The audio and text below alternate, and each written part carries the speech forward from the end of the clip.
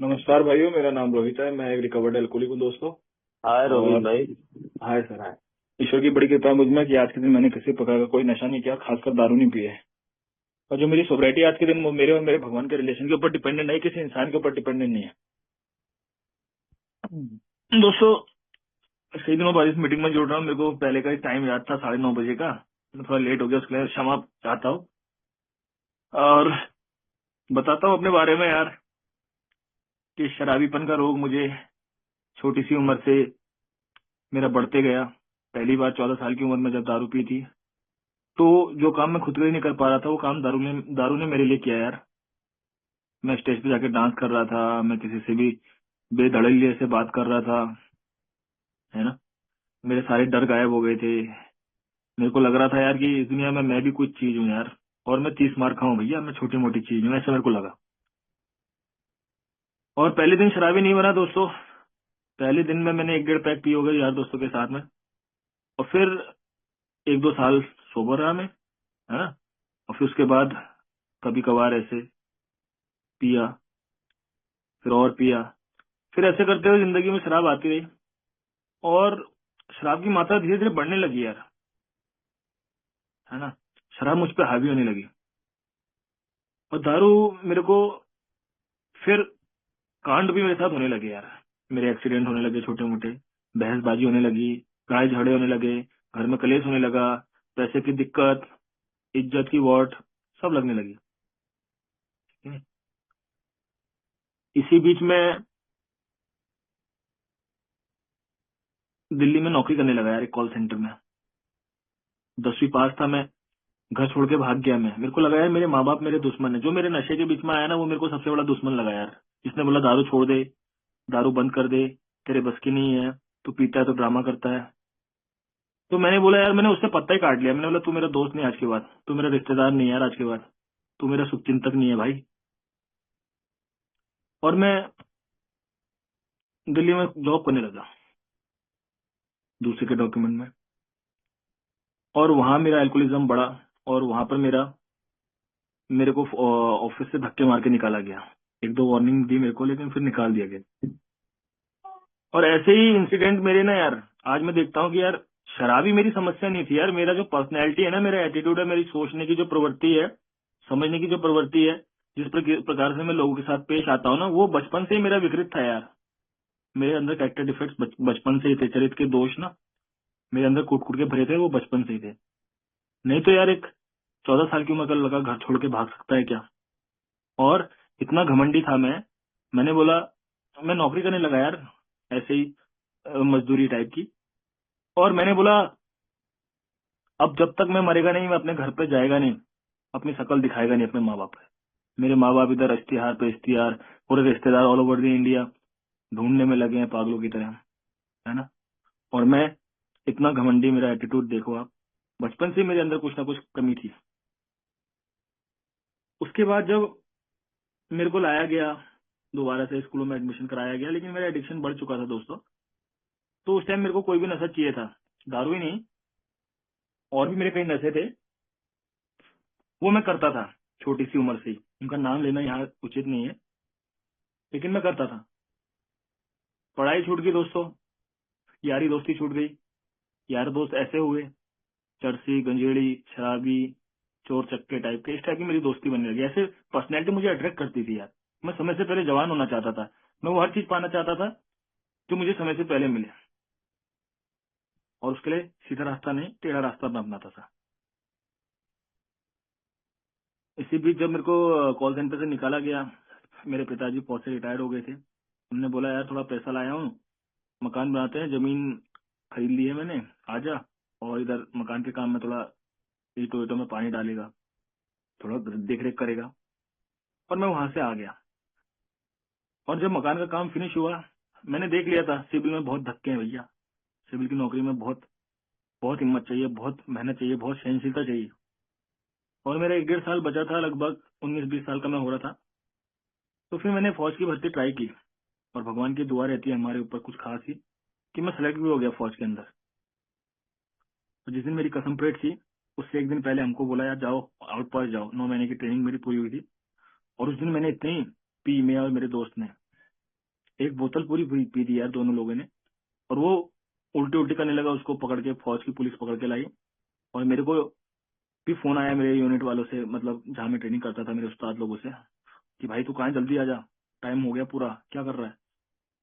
और मैं कच्छे के अंदर 3 हाफ छुपा के ले गया, और मैंने उन्हें झाड़ियों में, ट्रेनिंग सेंटर की झाड़ियों में छुपा दिया रास्ते में। और उस दिन मेरी जो कुटान हुई है ना, उसके बाद मैंने गाड़ी क्लोज करी अपने उस्ताद लोगों से, और बहुत बड़ा क्लेश हो गया उस दिन। लेकिन उन्होंने बोला यार कल कसम पेड़ है, इसको छोड़ दो। मैं ना डरा धमका के छोड़ दिया। वहां मैंने अपना एल्कोहलिज्म देखा था विकृत रूप की कितना बढ़ चुका है। और इस बीच ऐसे ही यूनिट में गया, किसी की साइकिल मांग के गया, और बोला दवाई लेने जा रहा हूँ, और दवाई की जगह दारू पी के आ रहा हूँ। और साइकिल कहाँ है पता नहीं, मैं टी शर्ट उतार के रिक्शे पे मेरे को पकड़ के ला रहे हैं, बांट के ला रहे हैं, या कुछ करके ला रहे हैं। इस टाइप से मेरे इंसिडेंट कई हुए। फ्लाइट में जा रहा था, है ना, अमृतसर एयरपोर्ट में इतना पी लिया, 2-3 महीने बोलते हैं ना, या सोसाइटी के बिंज ड्रिंकिंग बोलते हैं, 2-3 महीने नहीं पीता, लेकिन फिर पीता है तो असली वाली शराबी पीता है ना। तो वो पैटर्न शुरू हुआ, मैं ब्लैकआउट हो गया, और मैं उधर बहसबाजी करने लग गया, और मेरी फोटोज वीडियोज बन गई, और वहां की एयरपोर्ट की पुलिस मुझे ले जाने लग गई। और मैं उसी का रिवॉल्वर निकाल के उसी के माथे पे लगा दिया कि साले तेरे को मैं ठोक डालता हूँ। बड़ा केस हो गया था, फिर मेरे को बचाया गया। तो मेरे साथ इंसिडेंट बहुत हुए दारू पी के। किससे बताऊंगा तो पूरी मीटिंग सुनते सुनते खत्म हो जाएगी किस्सों पे। लेकिन हमारी एम में बोलते हैं कि भाई थोड़ा बहुत बताना पड़ता है, मैं क्या था, मेरे साथ क्या हुआ, अब मैं कैसा हूँ। तो इसी तो मैं ये बताना चाहता हूँ दोस्तों, जब एल्कोहलिज्म बढ़ा, मेरे को फौज से निकालने की बारी आई, तो बोला यार, मेरे घर वालों ने बोला एक आखिरी मौका दे दो मुझे। पहली बार नशा मुक्ति केंद्र डाला, वहां से आने के बाद बहुत अच्छा काम किया मैंने। लेकिन कब तक, 6 महीने बाद फिर मैंने दारू पी, है ना। मेरे को, मैंने आज तक अपनी जिंदगी में 5 बार नशा मुक्ति केंद्र काट दी यार। अपनी छुट्टी, अपना पैसा, मोटिवेशनल था मैं छोड़ना यार, क्योंकि पता चल गया था दारू पीता हूँ तो कांड होता है, नशा करता हूँ कोई भी तो लास्ट पे दारू पे पहुंचता हूँ। अल्टरनेट में बहुत शाना किस्म का शराबी होता हूँ कि यार कोई जुगाड़ दूसरा नशा ढूंढ लेता हूँ, लेकिन लास्ट में मैं दारू पे पहुंचता था, क्योंकि मजा नहीं आता था ना कुछ दिनों बाद उस नशे में। असली मजा मुझे दारू देती थी। तो कई नशा मुक्ति केंद्र काटे, किसी ने बोला अध्यात्म का सहारा ले, कई प्रकार के भिन्न भिन्न प्रकार के मेडिटेशन के शिविरों में गया, अटेंड किए, कुछ फायदा नहीं हुआ।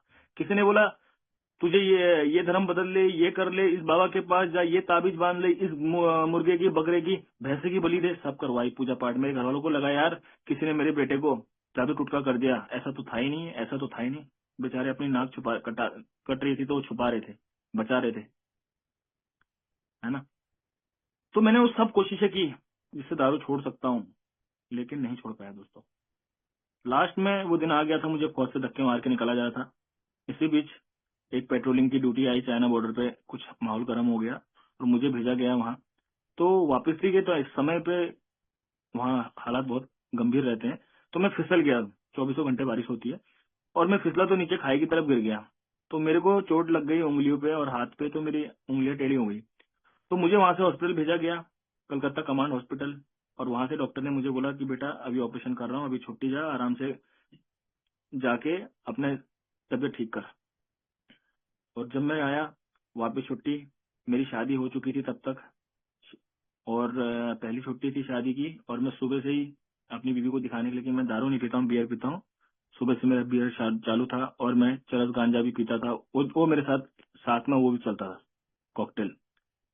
तो वो जब बड़ा, वो डर गई, उसने बोला यार ये कैसा आदमी है साला, मेरे को तो जिंदगी बर्बाद कर दी कि हमारा लड़का कभी कभार पीता है पार्टी पुटी में, और ये तो साला 24 घंटे का बेवड़ा है। और वहां से जब मैं छुट्टी से वापस गया तो मैं खड़ा नहीं हो पा रहा था, मैं कांप रहा था, जैसे किसी आदमी को ठंड लगती कांपता है, वैसे मैं कांप रहा था। मेरे शरीर में खाना छोड़ दिया था, आखिरी के दिनों में मैंने खाना छोड़ दिया था, खाली दारू पी रहा था। और दारू पीता था, उल्टी होती थी, फिर पीता था, खून की लेटिंग, खून की उल्टी होने लग गई थी, भूत चुड़ैलें दिखने लग गई थी, है ना, हाथ पांव कांप रहे थे। यही शंका होती थी कि हर कोई मुझी को देख रहा है, मेरी बातें कर रहा है, मुझ पे कोई हमला करने वाला है। इस प्रकार की मेरे को लास्ट कंडीशन हो गई थी। और वहां से जब मेरे को उधर से डॉक्टर ने देखा ये साला केस दूसरा है, उसने मेरे को पागलों वाले वार्ड में डाल दिया, साइकेट्रिक वार्ड में। और वहां मेरे को एक अल्कोहल डिपेंडेंस सिंड्रोम नाम का फौज के अंदर, मतलब किसी को ये बीमारी हो जाती है तो 2 साल का ट्रीटमेंट दिया जाता है कि आप 2 साल के अंदर सुधरिए, अदरवाइज धक्के मार के आपको निकाला जाएगा। तो वहां पर गॉड ग्रेस हुई थी कि वहां मुझे पहली बात तो ए का मैसेज मिला, 2 मेंबर्स आए संडे के दिन, और उन्होंने अपनी एक जीवन गाथा बताई। और जैसे ही क्लास छूटी सब भागे दूध की ओर, भोजन की ओर। मैं भागा उनके चरणों की ओर। मैंने पांव पकड़ लिया, मैंने बोला भाई साहब बचा लो, मेरी आंखों से आंसू थे। तो उन्होंने बोला भाई कोई दिक्कत नहीं है, आप यहाँ से छूटेंगे, ऑनलाइन मीटिंग्स होती है। उन्होंने मेरे को व्हाट्सएप पे 2-3 ग्रुपों में जोड़ दिया, और वहां से मेरा सिलसिला शुरू हुआ दोस्तों। और मैं ए में आता रहा और आता रहा, जैसा आप भाई लोगों ने बोला वैसे मैं करता रहा, बिग बुक पढ़ता रहा, 2 मेंबर से बात करता रहा, है ना। किसी ने बोला भाई कि स्पॉन्सर लेना पड़ेगा, मैंने स्पॉन्सर लिया। उसने बोला प्रोग्राम करना पड़ेगा, मैंने बोला करूंगा। और यहाँ आपने बताया कि पूरी ईमानदारी के साथ में अपना कच्चा चिट्ठा लिखना है। उधर मैंने शांत पट्टी दिखाई दोस्तों, अपनी जो सारी इन्वेंट्री थी पूरा लिखा 99.9%, लेकिन जो सेक्स इन्वेंट्री थी उसमें जो सबसे संगीन कर्म था वो मैंने छुपा लिया। पूरा प्रोग्राम किया, और आप बोलते हो कि आध्यात्मिक अनुभूति होगी, तो वो हुई नहीं, और मैं उससे ज्यादा विकृत हो गया। और मैंने अपने घर पे भी हर जगह काम धंधे पे बहुत ज्यादा कलेश काटने लग गया। और 11.5 महीने के बाद मैं रिलैप्स हुआ जब, तो उसके बाद मेरी कंडीशन ऐसी थी कि मेरे को पागलपन के दौरे पड़ रहे थे, और मुझे पागल वार्ड में रखा था, मुझे करंट लग रहे थे, मेरे साथ उल्टी सी, मेरे साथ क्या होता पता नहीं। मैं ब्लैक पूरा कंडीशन में इतने दिनों तक बेहोशी की कंडीशन में था। और वहां से जब मैं होश में आया तो मैंने महाराष्ट्र के एक मेंबर को फोन किया, और उन्होंने बोला भाई तूने जो ए में बताया कि प्रोग्राम किया, मैंने बोला किया, सच्चा सच्चा किया, मैंने बोला सब सच्चा किया, पर एक बात छुपाई। तो उन्होंने बोला यही एक बात जो तुझे ले डूबी दोस्त, ये तेरी गलती थी। और उसके बाद मुझे दोबारा से यहाँ आया, और मुझे मेरी समझ का ईश्वर मेरे स्पॉन्सर, मेरी समझ के ईश्वर ने मुझे मेरी तरह का स्पॉन्सर दिलाया, और उसके साथ मैंने जो दोबारा प्रोग्राम किया, तो भैया तब से मैं आज तक ठीक हूँ। दारू पीने का ऑब्सेशन एकदम गया, पता नहीं कहाँ गया, उसको मैं ढूंढना नहीं चाहता हूँ दोस्तों। और उसके लिए आपने जो बोला है वो मैं तरीके सजेशंस को अपनाता हूँ, है ना। मैं आध्यात्मिक निपुण नहीं बना हूँ, स्पिरिचुअल परफेक्ट नहीं बना हूँ, लेकिन मैं प्रोग्रेस के रास्ते पे हूँ, क्योंकि परफेक्ट एक ही है ना। ईश्वर बोलते हैं उसको, कुछ भी नाम लेते हैं सब, ईश्वर, अल्लाह, तेरा नाम, सबको सन्मति दे भगवान, है कि नहीं। तो कई नामों से जाना जाता है। तो यार जो सबसे मेन चीज मुझे लगता है ना ए के अंदर, तो मैं उसी पे ज्यादा चर्चा करता हूँ। और मेरे जैसे, मैं फौज के माहौल में था दोस्तों, मेरे पास कोई फिजिकल मीटिंग नहीं थी। और फौज की ऐसी पाबंदी कि आप फोन का, नेट वाले फोन का आप इस्तेमाल नहीं कर सकते, कर सकते तो अपने रूम में कर सकते हो। वहां मैं मीटिंग करने लगा, नेटवर्क आते थे, भागते थे, मैं मीटिंग करने लगा, है ना। लोनर मेंबर वो बोलते हैं ना, लोनर मेंबर, यहाँ पर मीटिंग नहीं है, वो फिर भी सब ऐसे कैसे सोबर रह सकता है। मैं ऑनलाइन मीटिंग से सोबर हुआ दोस्तों, मैं ऑनलाइन मीटिंग्स कर रहा हूँ दोस्तों। और मैं फिजिकल मीटिंग में नाम की इक्की दुक्की 4-5 ऐसे गया हूँ मुश्किल से, है ना। और मैं ज्यादातर ऑनलाइन मीटिंग के भरोसे ही सोबर रहा। तो सबसे मेन जो इम्पोर्टेंट आज का टॉपिक है कि importance of big book for an alcoholic, मतलब मेरे जैसे बेवड़े के लिए, एक शराबी के लिए, कि बिग बुक का क्या रोल है, क्या महत्व है, वो मुझे दिखता है। उसका मैं जीता जागता उदाहरण हूँ दोस्तों, है कि नहीं। तो मैंने क्या किया ना, बिग बुक से दोस्ती कर ली, क्योंकि मीटिंग्स में आता रहा, यहाँ भांति भांति के विभिन्न प्रकार के लोग आते हैं। कोई बोलते हैं कि भाई तू खाली मीटिंग कर, मीटिंग में तू शेयर कर रहा है ना, तेरा चौथा कदम हो रहा है ना, तेरे सारे कदम मीटिंग में हो रहे हैं, है ना। तो उससे प्रोग्राम नहीं बना यार मेरा। किसी ने बोला पहला कदम का पहला भाग ले ले कि मैं शराब के सामने शक्तिहीन हूँ, और 12वें कदम का एक भाग ले ले कि संदेश को दूसरे शराबी तक पहुंचा, बस इसी से सोबर हो जाएगा। नहीं भैया, मैं रियल एल्कोहलिक हूँ, वास्तविक शराबी हूँ। तो मेरे के लिए आधे अधूरे प्रयास काम नहीं करते, है कि नहीं। क्योंकि दारू तो मेरी प्रॉब्लम थी ही नहीं यार दोस्तों।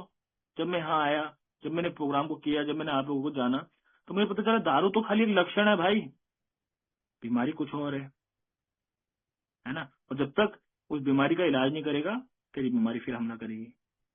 एक उदाहरण देता हूँ दोस्तों, समझ लो मेरे को कोई रोग हो गया, कोई बीमारी हो गई, मैं डॉक्टर के पास गया, डॉक्टर ने बोला भाई तुझे ये रोग है और ये तेरे को दवाई लेनी पड़ेगी, और इस दवाई के कारण तेरा रोग ठीक हो जाएगा। और उसने मुझे गोली लिखी, 2 गोली सुबह, 2 गोली दिन में, 2 गोली शाम को। और मैं 1.5 शाना आधी गोली सुबह और आधी गोली शाम को खाऊंगा, तो क्या काम करेगी? नहीं करेगी। डॉक्टर का पर्चा मैं लेके आऊंगा, पर्चा खा लूंगा, तो क्या मेरी तबीयत ठीक होगी? नहीं होगी। और मैं चर्चा करूंगा कि भाई डॉक्टर की क्या कहना है, मेरा डॉक्टर तो नंबर 1 का डॉक्टर है, पूरे वर्ल्ड का नंबर 1 डॉक्टर है। प्रशंसा करने से नहीं होगा भैया, दवाई खानी पड़ेगी, है ना? तो शराबीपन बीमारी क्या है? सबसे पहली चीज तो मुझे किसी भी चीज के लिए 3 बातों का ज्ञान होना चाहिए। मेरी समस्या क्या है, मेरा समाधान क्या है, और तीसरी बात कि समाधान को पाने का तरीका क्या है। तो समस्या बताई मुझे डॉक्टर्स ओपिनियन ने, डॉक्टर बताएगा ना भाई प्रॉब्लम क्या है। तो किताब के पहले चैप्टर में, पहले चैप्टर से भी पहले में डॉक्टर्स की राय है, ओपिनियन, राय मतलब ना। तब तक बीमारी को, जब किताब लिखी गई एल्कोहलिक्स एनोनिमस 1939 में, तब तक ये बीमारी घोषित नहीं हुई थी। 1955 में अमेरिकन मेडिकल एसोसिएशन और साइकेट्रिक एसोसिएशन ने 55 में घोषित की, तब जाकर के इसको बीमारी घोषित किया गया। तो क्या कहते हैं, the body of alcoholic is quite abnormal as is mind. तो डॉक्टर विलियम डी सिल्कवर्थ, जिनको हम लिटिल डॉक्टर, और जिन्होंने हमारे जैसे शराबी और ड्रग एडिक्ट के साथ काम किया, और उन्होंने बीमारी को पहचाना, क्योंकि वो अपने हॉस्पिटल में किसी को रख रहे 1 महीना 2 महीना 3 महीना, बहुत मोटिवेटेड है वो बेचारा, उसके घर वाली अपना सब कुछ बेच के आई है, घर परिवार बेच के, अपना मंगलसूत्र बेच के आई है, और बच्चे रो रहे हैं, और वो फिर समझाता पिएगा? नहीं पिएगा साहब। और क्या होता था ऐसा कि वो जाने के बाद, घर जाने के बाद पीते थे और दोबारा हॉस्पिटलाइज किए जाते थे। तब उन्होंने हर एक से पूछा, भाई तूने क्यों पिया, तूने क्यों पिया? तो उन्होंने बताया, किसी ने बोला मेरे को खुशी हुई मैंने पिया, किसी ने बोला मेरे को गम हुआ मैंने पिया, कोई बोला मैं खाली बैठा था, कोई काम नहीं था, बस पिया। तो उसने पहचाना यार, एक मेंटल ऑब्सेशन आता है, एक विचार आता है इन पे, चाहे खुशी में आए, चाहे गम में आए, चाहे कैसे भी आए। तो उनने बोला मेंटल डिजीज, ओके। फिर उससे पूछा, भाई तूने पिया तो थोड़ा क्यों नहीं पिया? 1 पौवा पी लेता भाई, 1-2 पैक पी लेता, 6 पैक पी लेता बस। तो सभी ने वो बोला कि क्या करें, हमने पिया तो बस पीते चले गए, पीते चले गए, पीते चले गए। तब डॉक्टर ने समझा कि यार इनके अंदर कुछ फिजिकली एलर्जी भी है शायद, दारू की चाह कि थोड़ी सी पीते तो पीते रहते। तो उन्होंने वो 2 कॉन्सेप्ट समझाए कि फिजिकल एंड मेंटल डिजीज। मैं पावरलेस हूँ, पहला कदम बोलता है ना कि मैं शराब के सामने शक्तिहीन हूँ। क्यों शक्तिहीन हूँ? क्योंकि I could not control and could not quit. मैं छोड़ नहीं सकता हूँ और मैं पी नहीं सकता हूँ, इसलिए मैं पावरलेस हूँ, या इसलिए मैं शराबी कह लूँ अपने आप को, है कि नहीं? और मैं पीता क्यों हूं? तो फिर वो मेरे को शराबी चक्र बताया है डॉक्टर्स ओपिनियन में, कि स्त्री पुरुष शराब इसलिए पीते हैं क्योंकि शराब के द्वारा उत्पन्न प्रभाव को मैं पसंद करता था मेरे भाई। जो टेस्ट तो गंदा लगता था पीते, लेकिन जो 10 मिनट के बाद जो मजा आता था ना, मैं उसका दीवाना था। ये अनुभूति और उत्तेजना इतनी भ्रमित करने वाली होती है कि मैं जानता हूँ दारू मुझे बर्बाद कर देगी एक दिन, लेकिन कुछ समय पीते रहने के बाद मैं सही क्या है गलत क्या है उसमें फर्क डिफ्रेंशिएट करना भूल जाता हूँ। मेरे लिए शराबी जीवन ही मेरे लिए सामान्य जीवन लगता है, कि सुबह उठने का, 2 पैक पीने का, मुंह में परफ्यूम मारने का और काम पे जाने का। मैं रेस्टलेस, इरिटेबल और डिस्कंटेंट रहता हूँ। क्यों रहता हूँ? क्योंकि ये दुनिया, ये महफिल मेरे काम की नहीं। मैं भगवान बनता हूँ सबका, पड़ोसियों का, बीबी का, बच्चों का, ऑफिस वालों का। दुनिया मेरे हिसाब से नाचती नहीं है, यानी कि मैं पूरी दुनिया को अपने हिसाब से नचाना चाहता हूँ। और जब लोग मेरे हिसाब से नहीं नाचते, तो मेरी बीमारी शुरू होती है, आध्यात्मिक बीमारी, बीमारी की बीमारी, आध्यात्मिक बीमारी यार। फिजिकल और मेंटल तो ठीक था, लेकिन स्पिरिचुअल, आध्यात्मिक बीमारी। और अध्यात्म का मतलब है आत्म प्लस अध्ययन इक्वल टू अध्यात्म, यानी कि बीमारी आत्म, मेरे अंदर से कहीं से शुरू हो रही है भाई। तो बीमारी के लिए झांकने के लिए मुझे अपने अंदर ही देखना पड़ेगा, बीमारी मेरे अंदर से शुरू हो रही है। ये नहीं कि मेरी बीवी की शक्ल ऐसी है, डॉक्टर साहब क्या करूं, गुस्सा आ जाता है। तो भैया सभी को तेरी बीवी की तरफ देख के गुस्सा आना चाहिए ना, अगर उसकी बॉडी में ऐसे केमिकल है तो। लोचा मेरे अंदर था दोस्तों, तो मुझे पता चला लोग मेरे हिसाब से नहीं नाचते, तो मेरी नंबर 1 की बीमारी खटकती है। उसके लक्षण है रेस्टलेस, इरिटेबल और डिस्कंटेंट। अस्थिर हो जाता हूँ मैं, चिड़चिड़ा हो जाता हूँ मैं, और असंतुष्ट रहता हूँ। घर है, नौकरी है, छोकरी है, सब कुछ है, लेकिन संतुष्टि नहीं है। और हर बंदे की क्षमता होती है उसको सहन करने की, 1 घंटा, 2 घंटा, 3 घंटा, और जैसे ही वो सहन शक्ति से बाहर होता है, दूसरे नंबर की बीमारी अब हमला करती है। मेंटल ऑब्सेशन आता है कि यार टेंशन बहुत है दुनिया में, थोड़ी सी लेनी पड़ेगी, आज सर फटा जा रहा है। और मैं बहुत अच्छा आदमी हूँ, थोड़ी सी लेने के लिए जाता हूँ ठेके पे, और जैसे थोड़ी सी पीता हूँ, नंबर 3 बीमारी शुरू होती है, फिजिकल एलर्जी। वो मेरे अंदर है, मेरी बीवी के अंदर नहीं।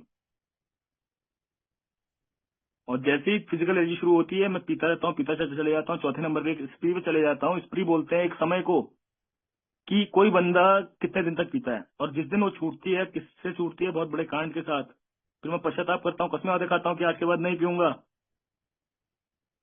और चलो, जो थाना अध्यक्ष महोदय ने मुझे छोड़ दिया कि चल कोई बात नहीं, एक गलती और माफ। और मैं वहां से छूटते दारू पीता हूँ, बाहर निकलते या घर पे आता हूँ, बीवी बोलती है, बच्चे बोलते हैं तेरी नाक कट चुकी है, तुझे चुल्लू भर पानी में डूबना चाहिए। और फिर झटका लगता है आध्यात्मिक बीमारी पे, फिर मैं अस्थिर, चिड़चिड़ा, असंतुष्ट, और ये साइकिल घूमता रहता है, ऐसा बार बार बार बार बार बार होते जा रहा था मेरे साथ दोस्तों कई सालों से। और वहां साहब बोला जब तक इस शराबी को पूर्ण मानसिक बदलाव की अनुभूति नहीं होती, इसके सुधरने की कोई संभावना नहीं है। तो मुझे एक साइकिल चेंज चाहिए, बदलाव चाहिए।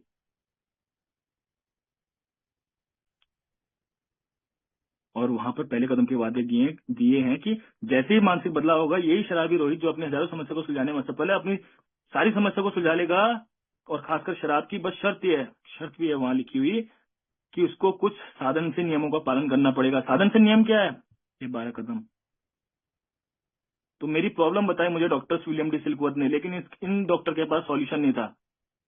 सॉल्यूशन डॉक्टर कार्ल गुस्ताव के पास था कि वाइटल स्पिरिचुअल एक्सपीरियंस, एक जीवन दया आध्यात्मिक अनुभव तुझे बचा सकता है। लेकिन उनको बीमारी पता नहीं थी कि बीमारी क्या है, लोचा क्या है।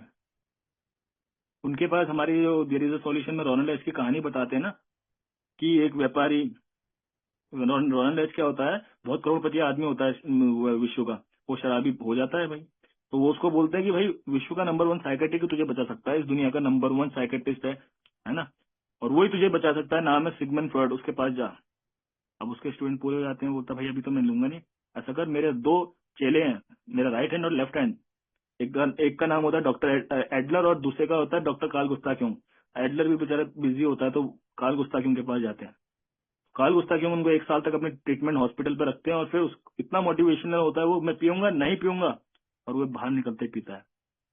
और जब वापस लाते हैं उसके घर वाले पकड़ के उसको, तब बोलता है कि मैं क्यों नहीं पी पाया कंट्रोल ड्रिंकिंग, मैं क्यों पिया, क्या मेरे जैसे शराबी का कोई इलाज नहीं है? तो डॉक्टर बोलता है पुराने समय से तेरे जैसे शराबी आए जाते हैं, पाए जाते हैं, ज्यादा कदा उनको कोई जीवन दया आध्यात्मिक अनुभव होता है तो बदल जाते हैं, है ना। तो उसकी परिभाषा देता है old emotions idea and emotional displacement and rearrangement. जो तेरी भावनात्मक भावनाएं जो अस्त व्यस्त हो चुकी है, उनका पुनः निर्माण करना पड़ेगा दोस्त। आइडियाज, इमोशंस एंड एटीट्यूड, जो तेरे विचार, भावना, बर्ताव तुझे बोल रहे हैं ना भाई, जो तू कर रहा है सही कर रहा है, जो तू करता है सही करता है, इसको खिड़की से बाहर फेंक के इसकी जगह नहीं लाने पड़ेंगे। वो बोलता है मैं चर्च जाने वाला अच्छा धार्मिक हूँ, पूजा पाठ कर्म कांड करता हूँ, क्या मेरे को आध्यात्मिक अनुभूति नाम की कुछ चीज हो जाएगी? वो बोलते हैं डॉक्टर साहब कि भाई ये वाइटल स्पिरिचुअल एक्सपीरियंस और ये जो तू बोल रहा है ना धार्मिक कर्मकांड अलग चीज है भाई। होना होता हो जाता। हमने भी किस्से सुने होंगे, मेरे दादाजी को एक बार ठोकर लगी, और देवी मंदिर के आगे देखा उन्होंने, कोई देवी दिखी और उस दिन से उनकी दारू छूट गई। तो ऐसा होना होता तो तेरे को बहुत पहले हो जाता भाई। और वहां से वो निकलते हैं, ऑक्सफोर्ड ग्रुप जाते हैं, और वहां से वो सोबर हो जाते हैं। कुछ होंगे ऑक्सफोर्ड ग्रुप के कुछ 37 टीनट्स होते हैं, 37 कुछ प्रस्ताव होते हैं, उनमें से कुछ लेते हैं और सोबर होते हैं। और वहां से वो मैसेज देते हैं एबी थैचर को, बिल ने जिसे अपना स्पॉन्सर बोला है हमारे को फाउंडर ने, है ना। और एबी थैचर जब सोबर होता है तो वो 60-62 दिन सोबर होता है लगभग, तो वो वहां से बिल विल्सन को, हमारे को फाउंडर को मैसेज देते हैं, और वहां से बिल विल्सन सोबर होते हैं, वहां से डॉक्टर बॉब सोबर होते हैं, और फिर 2-3 और 40 होते हैं, तो वो आपस में बैठ के वो करते हैं, ग्रुप कॉन्शियस लेते हैं कि भाई क्या करें।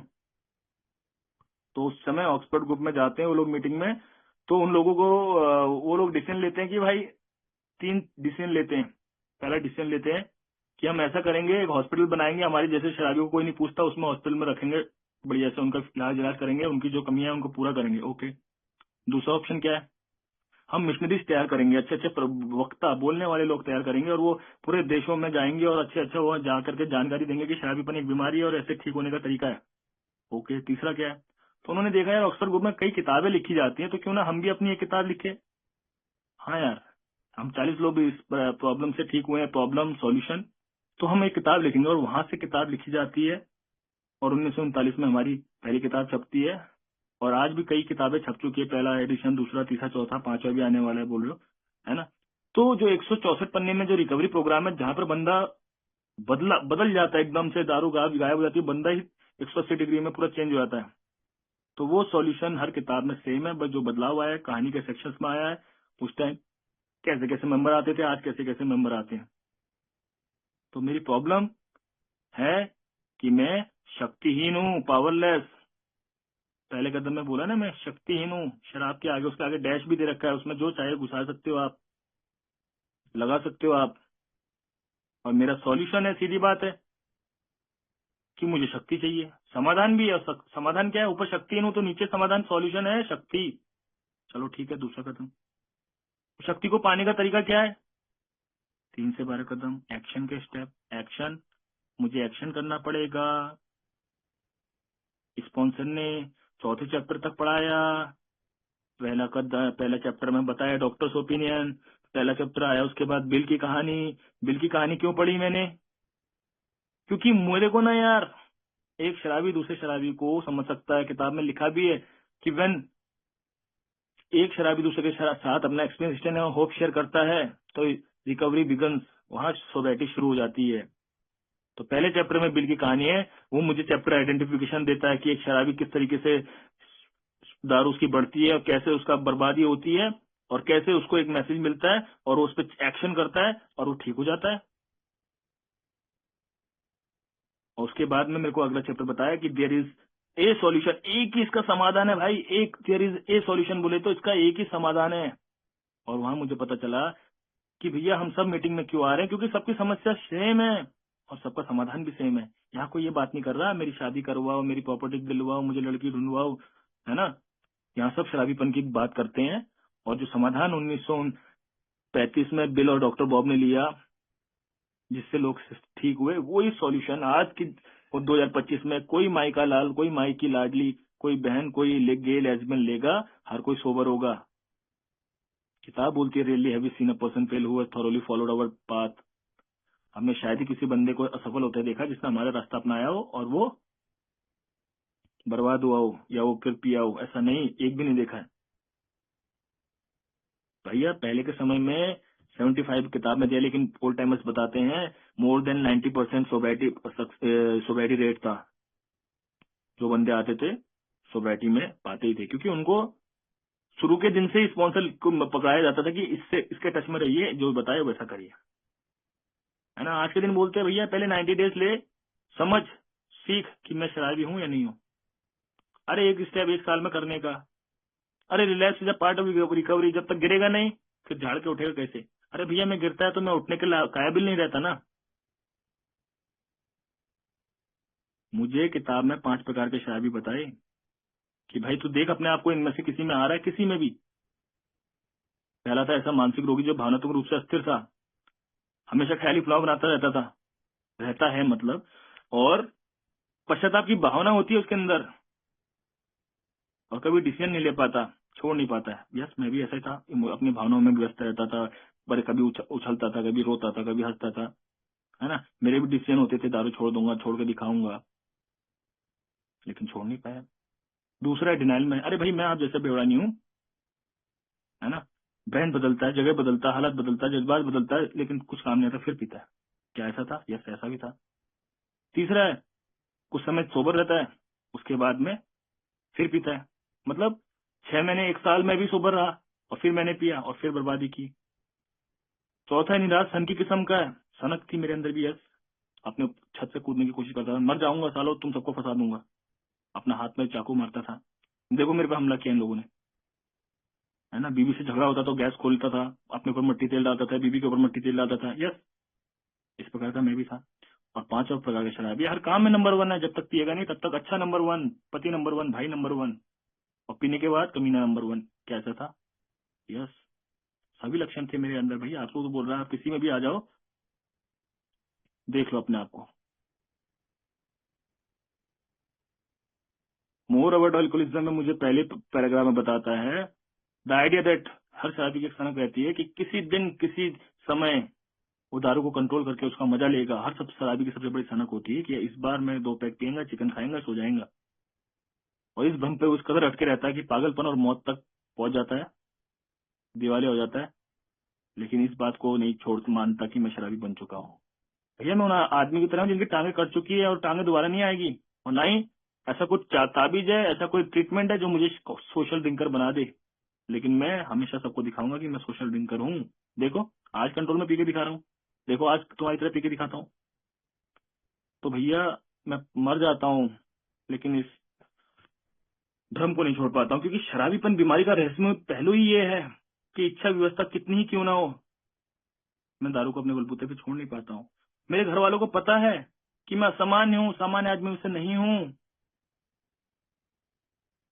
लेकिन हर व्यक्ति, हर रिश्तेदार उस दिन का इंतजार करता है, मेरी बीवी बच्चे, कि मेरा जैसा शराबी अपनी उदासीनता से जागेगा और अपनी विल पावर पे करके दिखाएगा।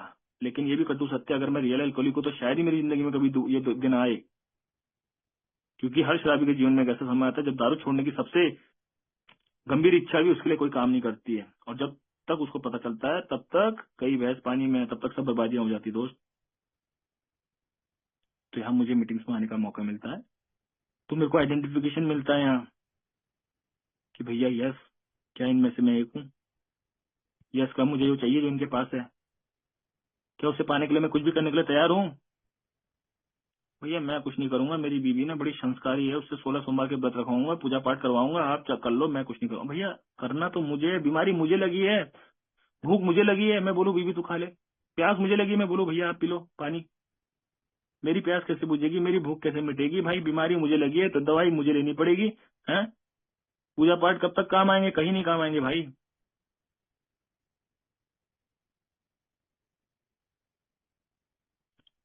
शराबी के बारे में मुझे भी एग्नोस्टिक चैप्टर की पहली लाइन में बता दिया भाई, अगर आप ईमानदारी से दारू छोड़ना चाह रहे हो, क्या छोड़ पाए?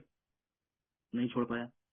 अच्छा दूसरा क्वेश्चन, आप एक लिमिट लेके कंट्रोल में पीने की कोशिश करते, कभी पी पाते हो?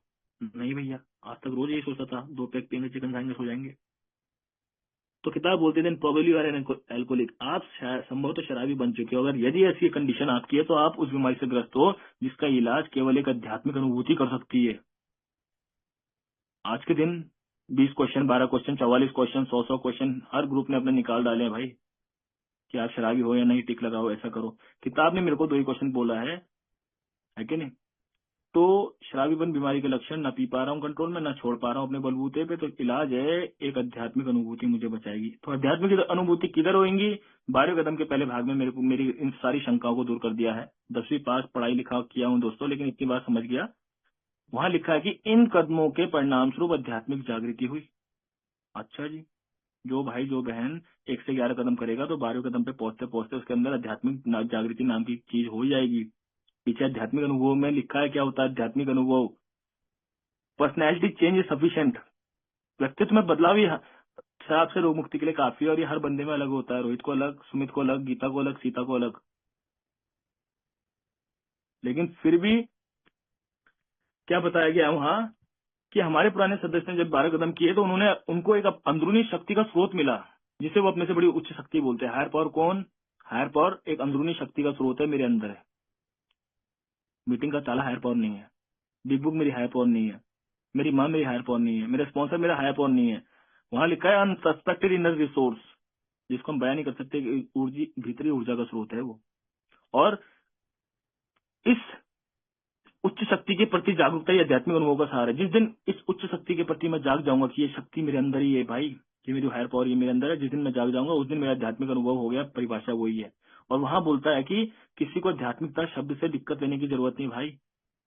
आप ऑनेस्टी, ओपन माइंडेड और विलिंगनेस, ईमानदारी, खुला मन और इच्छुकता, हाउ का प्रोग्राम जो बोलते हैं, इसी को लेकर के आप चलोगे तो आपकी नैया पार हो जाएगी। टेंशन मत लो, आप सोबर हो जाओगे।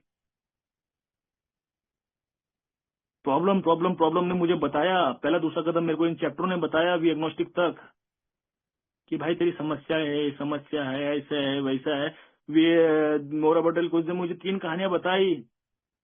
31 साल वाले आदमी की कहानी, जो 25 साल दारू छोड़ता है ना, बिजनेसमैन हो जाता है और रिटायर हो जाता है।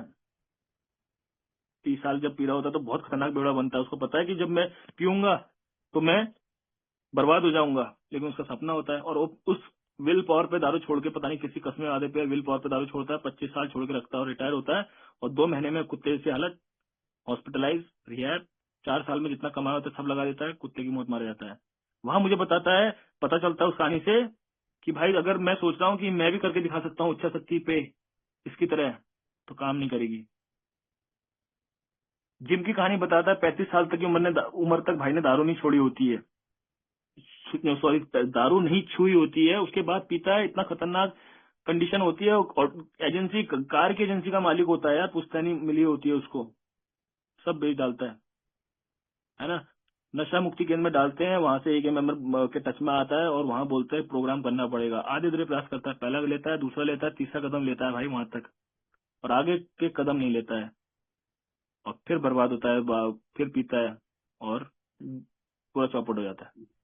तो मेरे को ये इंडिकेशन मिलता है उस कहानी से कि भैया ए में आ रहा हूँ और आधे अधूरी दवाई खा रहा हूँ ना, कुछ फायदा नहीं होगा, आधे अधूरे प्रयास कर रहा हूँ, अब प्रोग्राम नहीं ले रहा ना, तो पक्का मरने वाला हूँ।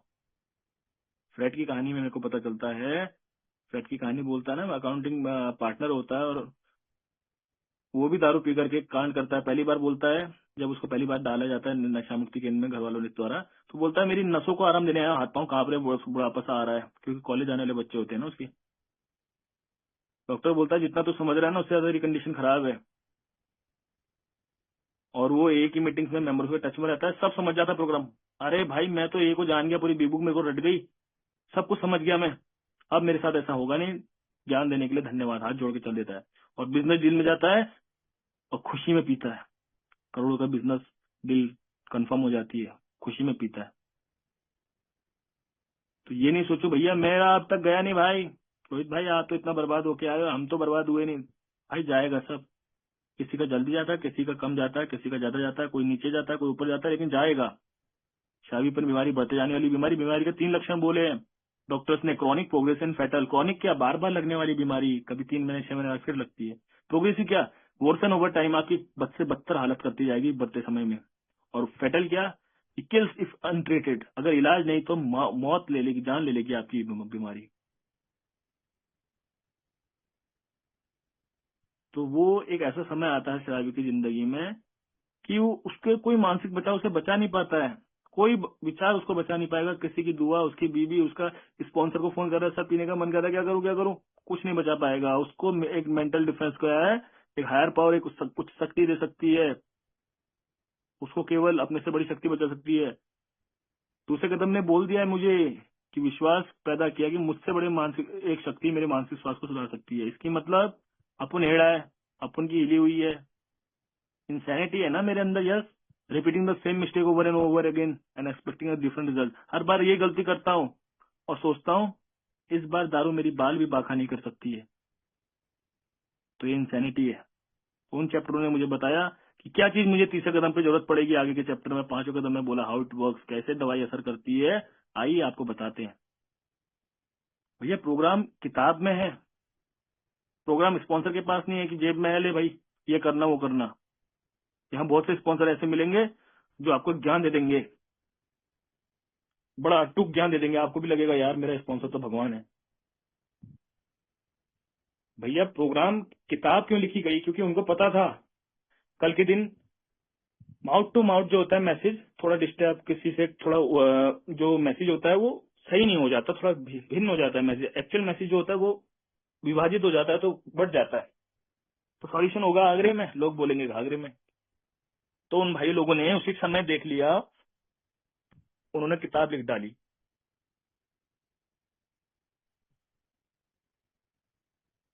किताब में लिखा है कि हमने निम्नलिखित कदम लिए, कदम लेने पड़ेंगे मेरे भाई, जो कि समस्या के लिए इस उपचार के लिए सुझाए जाते हैं।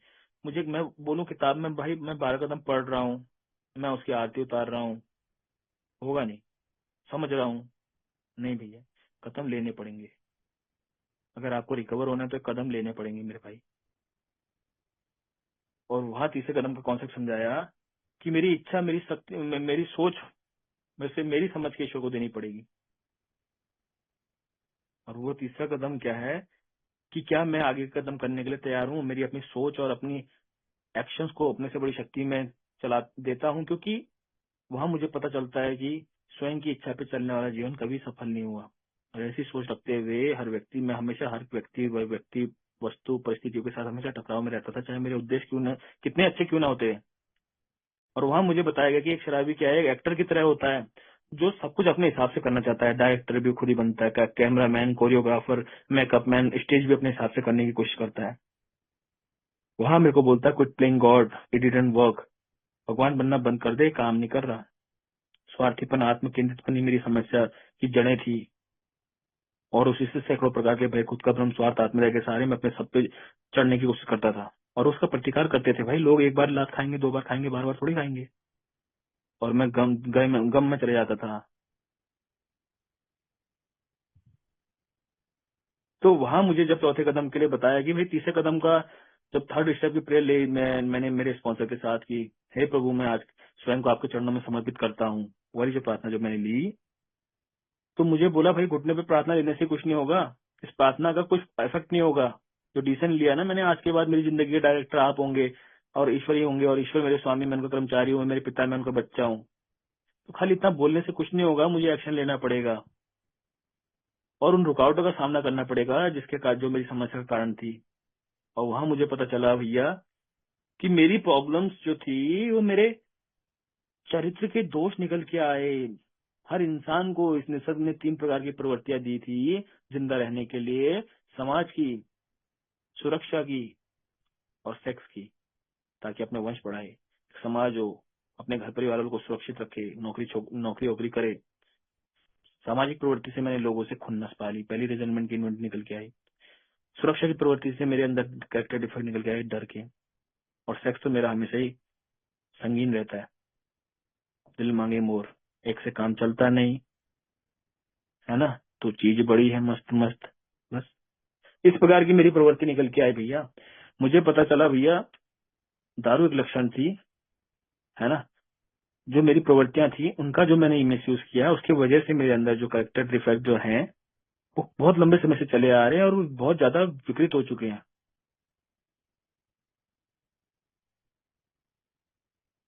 5वें कदम के में मेरे किताब में लिखे हैं, सॉरी, चैप्टर 6 चैप्टर में, कि 5वां कदम इन्वेंटरी लेना क्यों जरूरी है, क्योंकि जब तक मैं इस अत्यावश्यक कदम को नहीं लेता हूँ, है ना, जब तक मैं अपनी पूरी जीवन गाथा, अपनी गलती के सही स्वरूप को अपने सामने, एक अन्य व्यक्ति के सामने, ईश्वर के सामने जब तक स्वीकार नहीं करता हूँ, तब तक दारू का ऑब्सेशन निकलता नहीं है।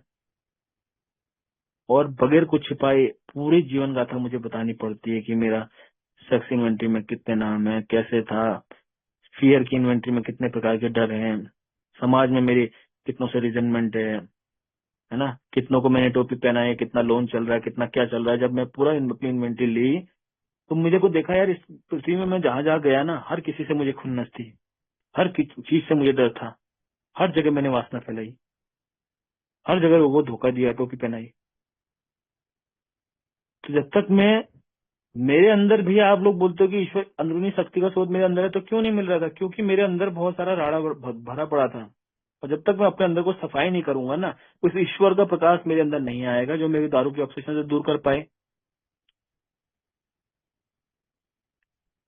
बगैर कुछ छुपाए जब ये कदम कर लेते हैं, तब बहुत आनंदित महसूस करते हैं भैया। हम दुनिया को नजरों से नजरें मिला के देख सकते हैं। जो डर था ना मेरा, गायब होने लगता है, मैं नजरें मिला के दे सकता हूँ। जो मेरे अंदर स्वार्थीपन था ना, निस्वार्थ भाव से मेरे अंदर अंदर आने लगता है, निस्वार्थ। बेईमान था मैं, ईमानदार होने लगता हूँ। तो वहां से 5वें कदम के बाद ही प्रोग्राम के मेरा दारू का ऑप्शन निकलता है दोस्तों, है ना। फिर बोलते हैं वहां पर भैया कि जो तेरे अंदर कैरेक्टर डिफेक्ट है वो तू नहीं निकाल सकता, तेरे से बड़ी शक्ति निकाल सकती है, क्या उसके लिए तो तैयार है, विलिंग है ना। मैं सोचू भैया जुआ निकाल दे, सब कुछ निकाल दे, सारे कैरेक्टर निकाल दो, लेकिन ये जो छोकरीबाजी है ये मैं खुद हैंडल कर लूंगा भगवान। तो भैया ऐसा नहीं होता, सब देना पड़ता है। बिल विल्सन ने 12 स्टेप्स ऑफ ट्वेल्थ एडिशन किताब में पेज नंबर 175 में लिखा है, जब तक हर एक शराबी हमारे रोग मुक्ति के सुझाए गए 12 कदमों को अपने दिलो जान से नहीं करता है, शिद्दत से नहीं करता, पूरी समर्थ 100% नहीं करता है, तो निश्चित ही अपने डेथ वारंट पे साइन कर रहा है। साफ लिखा है, वहां देख सकते हो आप लोग। आज इसकी जो हालिया समस्या है, ये नहीं कि किसी ने जादू टोना कर दिया, किसी ने कुछ कर दिया, या सीनियर लोगों चिढ़ते हैं उससे, ऐसा नहीं, क्योंकि वो आध्यात्मिक नियमों का पालन नहीं कर पाया, आध्यात्मिक जीवन को जीने का तरीका नहीं सीख पाया दोस्तों। और ये मेरे को ना, ए के अंदर मुझे आध्यात्मिक जीवन जीने का तरीका सिखाते हैं। मुझे जीना नहीं आता, मुझे जीना सिखाते हैं आप लोग यार। कैसे मुझे समाज में, घर परिवार में, हर जगह अपने आप को जीना है, कैसे रहना है कि नहीं, वो मुझे यहाँ सिखाया जाता है। और यहाँ एक प्रश्न है कि भाई कि क्या हर शराबी पहले वो बर्बाद हो जाएगा, रॉक बॉटम हिट करेगा, तभी क्या उस पर प्रोग्राम असर करेगा? यार ये क्वेश्चन ना हमारे फेलोशिप में मीटिंग्स में मेंबरों को आते जाते देख करके, जब 1955 में ये किताब वैसे 46 पे लिखी जा रही थी, ट्रेडिशंस आए थे प्रकाश में, है ना, 1950 में इन परंपराओं को जब क्लीवलैंड में फर्स्ट इंटरनेशनल कॉन्फ्रेंस हुई थी, जब पूरे वर्ल्ड की पहली बार कॉन्फ्रेंस हुई थी, तो वहां उसको मान्यता दे दी गई थी, स्टैंप लग गया था। लेकिन जब 1953-54 पे ये किताब छप के आई 12 स्टेप एडिशन में, तब तक बिल ने देख लिया था क्या भिन्न भिन्न प्रकार के शराबी आ रहे हैं, मानसिकता वाले आ रहे हैं, कोई प्रोग्राम कर रहा है, कोई नहीं कर रहा है, कोई बोल रहा है ऐसे हो जाएगा। तब उधर पहले क्वेश्चन में उन्होंने डाला, पहले क्वेश्चन में, कि हर शराबी को पहले रॉक बॉटम हिट करना पड़ता है। तो वहां वो लिखते हैं क्योंकि इस एक ऐसा प्रोग्राम है, प्रोग्राम को कोई भी बंदा ईमानदारी से, इस प्रोग्राम को करने के लिए ईमानदारी और विनम्रता की जरूरत होती है, जो हर बंदे में नहीं मिलेगी आपको। कौन सख्त ईमानदार और सहनशील बनना चाहेगा? मैं ईमानदार और सहनशील बनूंगा। कौन अपनी इन्वेंटरी लिख करके किसी को सुनाएगा? मैं अपनी इन्वेंटरी लिखूंगा, चौथा कदम लिखूंगा और अपनी कार्य चिट्ठे बताऊंगा किसी को कि मैं साला इतना कमीना, इतना हरामी, मैंने ऐसे ऐसे कांड किए? नहीं बताना चाहूंगा। और कौन उसकी क्षतिपूर्ति करना चाहेगा? कौन जो मैंने हानियां पहुंचाई उसकी क्षतिपूर्ति करूंगा कि भाई साहब आपका मैंने जो नुकसान किया तन से, मन से, धन से, इसका मैं भरपाई करता हूँ? करना चाहूंगा? नहीं करना चाहूंगा। कौन एक उच्च शक्ति में विश्वास करेगा? मैं अपने से उच्च शक्ति में विश्वास करूंगा? अरे अभी अपन इधर, इंसान ही सबसे बड़ी शक्ति है, मैं सबसे बड़ी शक्ति हूँ यार, मैं ही जो करूंगा, मैं ही भगवान हूँ, मैं ही रचेता हूँ, मैं सोचता हूँ। प्रार्थना और ध्यान तो बहुत दूर की बात है, कोई बंदा प्रार्थना और ध्यान करेगा? ये मैं आके आप 11वें कदम पे बोलते ना कि प्रार्थना और ध्यान के द्वारा, तो मेरे जैसे हेड़ा प्रेयर मेडिटेशन करेगा? बिल्कुल नहीं करेगा भैया। और उधर एक पॉइंट और दिया कि कौन अपना समय और ऊर्जा एक का संदेश अन्य शराबी पीड़ित शराबी साथियों के साथ पहुंचाने में खर्च करेगा? अरे मैं अपना काम बनता भाड़ में जा जनता, क्या मैं एक का संदेश को, अब मैं रिकवर हो गया तो आगे बढ़ाऊंगा? नहीं बढ़ाऊंगा भाई।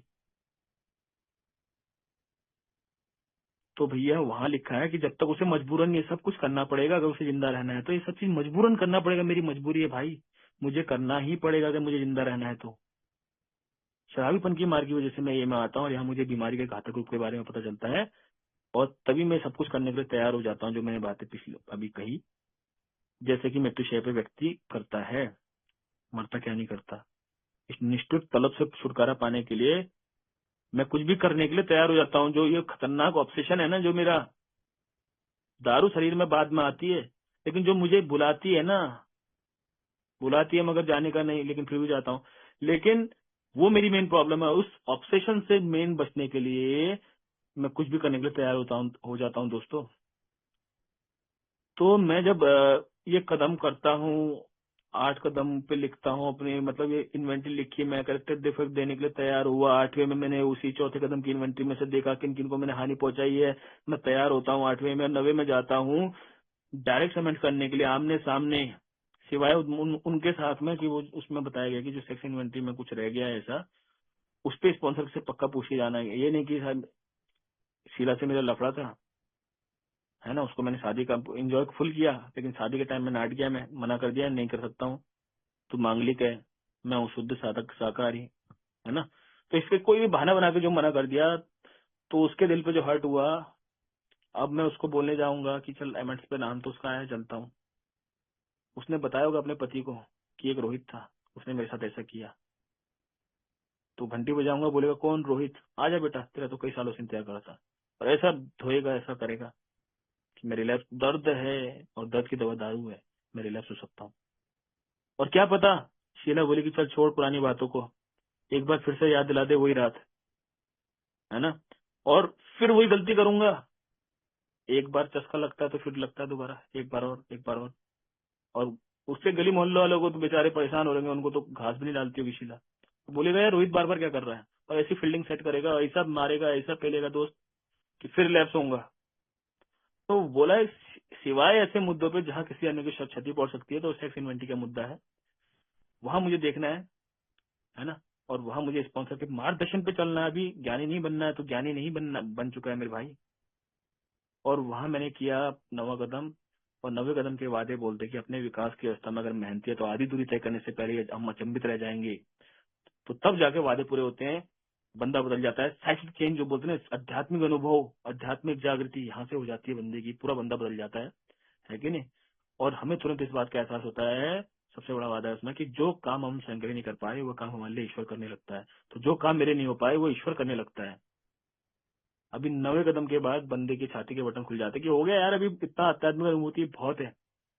तो वहां बोलता है भैया कि अब ग्रोथ और मेंटेनेंस के स्टेप शुरू होते हैं। तूने इन्वेंट्री ली थी 34 साल 4 महीने और 56 दिन की, सॉरी 56 दिन नहीं, 5 दिन की बोल लो। तो ये तूने इन्वेंट्री ली थी, वो अतीत तेरा गया, अतीत से तू साफ हो गया, लेकिन आज की गंदगी आज ही साफ करने का। तब वो 10वें कदम की मेरे को बताता है कि भैया 10वें कदम में तुझे आज की सफाई आज ही करनी है। 2 तरीके से इन्वेंट्री ली जाती है, एक स्पॉट चेक इन्वेंट्री, जब मैं परेशान या संदेह में हूँ तुरंत उसी समय अभी सफाई करनी की, मेरे से क्या कांड हो गया, मैं इतना अस्थिर क्यों हो गया, परेशान पागलपन क्यों आ गया मेरे अंदर, और अपनी इन्वेंट्री लेता है। पिछले 2-3 घंटों के पीछे में जाता हूँ और ठीक हो जाता हूँ, है ना। तो वहां मेरे को बोलता है कि continue watch for selfishness, dishonesty, resentment and fear. स्वार्थीपन, बेईमानी, नाराजगी और भय पे नजर रख। जब नजर रख रहा हूँ, चौथा कदम कर रहा हूँ। When this copper we ask God and wants to remove them। जब ये उभर रहे हैं तो ईश्वर के पास इन्हें दूर करने के लिए जा सबसे पहले, और ईश्वर जब वो 6वां-7वां कदम कर रहा हूँ दोस्त, और देन टॉक विद इमीडिएटली। अगर मैं क्या है स्पॉन्सर को तब जाके फोन करता हूँ, क्योंकि अभी तो मेरा स्पॉन्सर ईश्वर बन गया। फिर स्पॉन्सर को फोन करता हूँ कि भाई मैंने ऐसा किया और मैंने ईश्वर के पास गया और ऐसे मैंने गाइडेंस ली, क्या सही हूँ या मैं गलत हूँ। स्पॉन्सर बताता तो सही है, गलत है, इतना कमी पेशी है।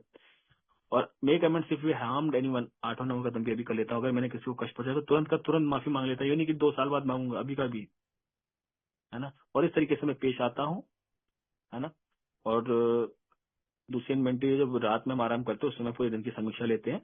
और जब मैं इस कदम पे चलता हूँ तो बोलता है then sanity have been return. जो मेरा पागलपन था ना, जो मैं दूसरे कदम में बोल रहा था मैं पागल हूँ, ईश्वरी मेरे मार्गदर्शन मानसिक स्वास्थ्य को सुधार सकते हैं। अब जाके जब मैं सुबह शाम इन्वेंट्री ले रहा हूँ, शाम को इन्वेंट्री ले रहा हूँ, रात में, तो फिर तब जाके मेरी मानसिक स्थिति ठीक हो चुकी है। अब मैं दिमाग का प्रयोग कर सकता हूँ क्योंकि ये ईश्वर की देन है। और वहां दूसरे कदम के वादे बोलते हैं कि इस समय तक मानसिक संतुलन ठीक हो जाएगा, दारू का विचार अब गायब हो जाएगा, दिमाग में मेंटल ऑब्सेशन लिफ्ट हो चुका है, दारू नहीं बुलाएगी, खुशी और गम XXX रम नहीं आएगी याद। और ये ऑटोमेटिक होता है, दारू का विचार आ भी जाएगा तो हम उसी तरह पीछे हट जाएंगे जैसे आग की लपटों पे बंदा पीछे हटता ना, वैसे। अभी 11वें कदम में बोल रहा है भैया तेरे को ईश्वर ने ठीक तो कर दिया, लेकिन क्यों किया, क्या मकसद है उसका तेरे से, है। उस ईश्वर से, चलो ईश्वर आ गया मेरे अंदर, उससे दोस्ती बढ़ाने के लिए क्या करूं, कैसे बढ़ती है, क्या दवाई होती है ईश्वर से दोस्ती बढ़ाने की। तो वहां बताया प्रेयर कर और मेडिटेशन करना सीख। और वहां प्रेयर मेडिटेशन में सीखता हूँ, अप्लाई करता हूँ। 24 घंटे की वो लेता हूँ, क्या 24 घंटे मेरे को क्या काम है, कहाँ जाना है, सुबह उठते ही मैं करता हूँ, है ना। तो प्रेयर, मेडिटेशन और इन्वेंट्री तीनों एक साथ हो रही है 10वां-11वां कदम, और इनको मिलाता हूँ मैं ऐसा अनशेकेबल फाउंडेशन, मतलब बगैर निकाली जाने वाली जड़ हो जाती है मेरी, ऐसी जड़ हो जाती है कि मजबूत इतनी हो जाती है कि मेरी दिक्कत तो आएंगी दोस्तों, मनुष्य जीवन है तो दुख तो आएगा ही, सुख तो आएगा ही। तो ऐसी परिस्थितियों में आएगी, लाभ होगी हानि होगी, लेकिन ऐसी परिस्थितियों में बंदा ही डगमगाएगा नहीं और मुस्कुराते हुए चलता चला जाएगा। तो भैया 12वें कदम में बोल रहा है इन कदमों के परिणाम से वो आई आध्यात्मिक जागृति के पश्चात इन संदेश को दूसरे शराबी के पहुंचाना है। तो अब तेरे अंदर आध्यात्मिक जागृति हो गई, अब तू उस काबिल बन चुका है कि जब तू एक मैसेज पहुंचाएगा। इससे पहले नहीं कि भैया आजा आजा भैया तेरी दारू छुड़वा देंगे, आजा फॉर्मूला ऐसा खतरनाक हमारे पास, आजा, हैं? ऐसा मंत्र दे देंगे तेरे को, दारू ऑटोमेटिक आएगा, ऐसा नहीं बोला। जब आध्यात्मिक अनुभूति हो गई, अब तो उस काबिल बन चुका है कि इस संदेश को पहुंचा, और इस सिद्धांतों को अपने जीवन के सभी क्षेत्रों में अप्लाई करने की कोशिश कर मेरे भाई। तो भैया तब मैं अप्लाई कर रहा हूँ तो जिंदगी बदल रही है कि नहीं। तो ए ने मेरी जिंदगी में आके जिंदगी बदल दी है कि नहीं। तो भैया मेरे को बहुत अच्छा लगता है जब मैं मीटिंग्स में आता हूँ और सुनता हूँ भाइयों की मीटिंग्स में कि यार कैसे थे वो, कितना खतरनाक खतरनाक रॉक बॉटम लोगों के हुए, उनके साथ क्या हुआ, उनको एक ऐसा मार्गदर्शक मिल गया जिन्होंने उनका हाथ पकड़ लिया, और हाथ पकड़ा और किताब के माध्यम से उनको बोला ये प्रोग्राम ले, और अब हाथ मेरा तेरे, मैं अपना जो हाथ तूने मेरे को दिया है इसको मैं तेरे को ईश्वर के, तेरी समझ के ईश्वर को सौंप देता हूँ। अब वो ईश्वर तेरा स्पॉन्सर है आज के बाद, और प्रोग्राम शक्ति को पाने का ही प्रोग्राम है यार, और वो शक्ति मेरे अंदर ही है। ये नहीं कि भैया मैं बोलो कि मेरे को शिव मिल गए, मेरे को पार्वती मिल गई, मुझे अल्लाह मिल गए, ये मेरे को मिले नहीं दोस्तों, है कि नहीं। किसी भाई को मिले होंगे तो मैं उसको सैल्यूट करता हूँ, है कि नहीं। तो एक अंदरूनी ऊर्जा का स्रोत मिला मुझे मेरे अंदर कि भाई जो आंसर मैं आज तक नेगेटिव लेता था वो पता नहीं ऑटोमेटिक पॉजिटिव होने लग गए।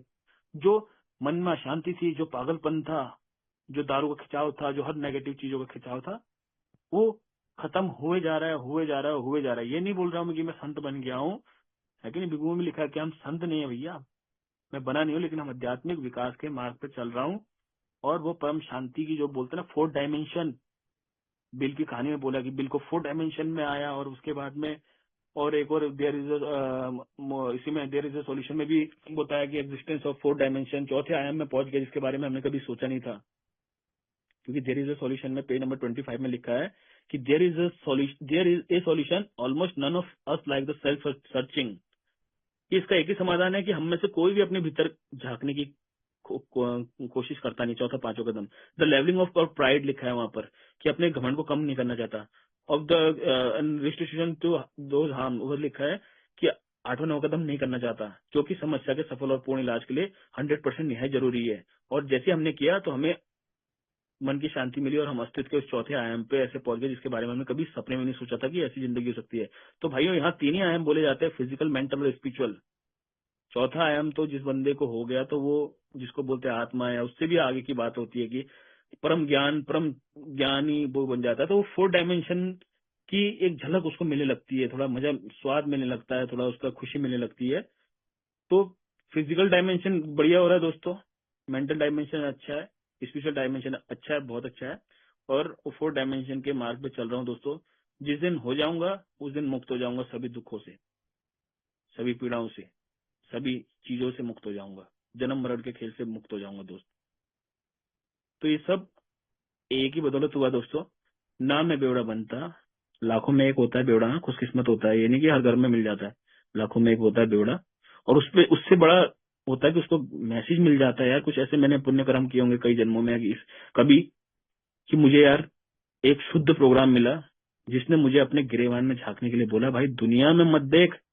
और मैं सालों से क्या गलती करता रहा कि धूल चेहरे पे लगी थी और आईना साफ करता रहा, और उसने मेरे गिरेबान पे मुझे झकाया और अपने अंदर झांका, और मुझे वो मार्ग मिलते गए, आगे के मार्ग मिलते रहे कि मैं परम शांति की ओर बढ़ रहा हूँ दोस्तों। इसके लिए मैं आपका आभारी हूँ। और जब भी मौका मिलता है मुझे कहीं बोलने का तो मैं सॉल्यूशन पे ज्यादा फोकस करता हूँ कि सॉल्यूशन, इलाज क्या है। बीमारी तो बहुत बोलते रहेंगे कि मैं पी के यहाँ गिरा, ये किया, लेकिन सॉल्यूशन पे ज्यादा मेरा फोकस रहता है। जो भी गलती हुई हो उस पर क्षमा प्रार्थी हूँ। बातें मेरे घर की नहीं, मेरे गांव की नहीं है, जो किताब की बातें हैं वही मैंने ज्यादातर लगभग 80% वो शेयर किया है। 10-15% अपनी लाइफ स्टोरी शेयर करी है, और जो 5% गलती बोलती है वो शब्दों की निकल गई होगी मेरी वाणी से, तो उसके लिए क्षमा प्रार्थी हूँ। लेकिन क्या करूँ, बेवड़ा हूं ना। और मैं जानता भी हूँ कि बेवड़ों को मेरी संस्कारी भाषा भी एकदम सीधे हिट नहीं करती है जब तक थोड़ा तोड़ मरोड़ ना हो। तो जो उल्टे सीधे शब्द हो गए, जो सज्जन भाइयों को हर्ट किया होगा, उनके दिल को ठेस पहुंची होगी, तो उससे क्षमा प्रार्थी हूँ। बोलने का मौका दिया विजय भाई, धन्यवाद, थैंक यू वेरी मच।